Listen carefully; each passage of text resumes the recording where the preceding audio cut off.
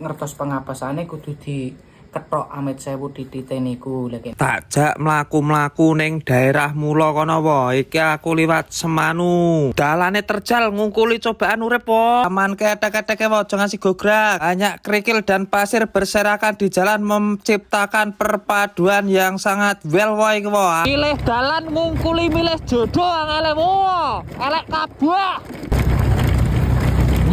Gograk sak sembarang kali rewo. Gograk tenan iki.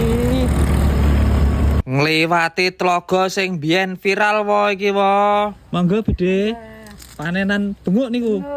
Oh alah nggih. Monggo. Panggonane sing arek tak tekani dalane kaya ngene iki wae. Enek sumber mata air kehidupan. Tose jare banyune kono ora patek asat wae ning ya gur nyemek-nyemek ngono kuwi. Lokasine makame wae jarene kene iki sok do dienggo golek ngono kuwi wae. Jan ngejo ning tengah alas gung liwang-liwung wae nek iki wae. Wis main juru kuncine wae sing cerita. Kuwi nek sampean arek njaluk anu ki hubungi kuwi wae. Ngeten nggih, Kak. Nika malah enten kuburan nggih. Nggih, leres Mas, pripun? Nika niku enten sejarahe mboten? Oh, niku wonten ceritane niku makame Mbah Diryo. Riyen niku tiyang iki maling wonten dusun Karangasem. Lah terus niku kecekel. Ngertos pengapasane kudu diketok amit sewu ditite niku. Lah kek niku diketok ditite ngantos tilar enten Karangasem, kek dimakamke wonten Karangasem. Lah niku sakniki dados gawe golek nomor nek bocah sakniki niku Mas. Dirituali gawe golek nomor niku biasane sok nyukani 4 nomeran mriku niku Mas.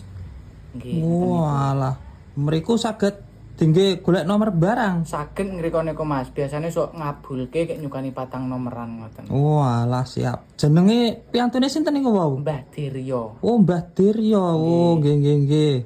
Matur nuwun nggih, Mbah. Cekap semonten mawon. Sami nggih, Mas. Nggih. Pareng nggih, Mbah. Terusan mulih nggih, Mbah. Nggih.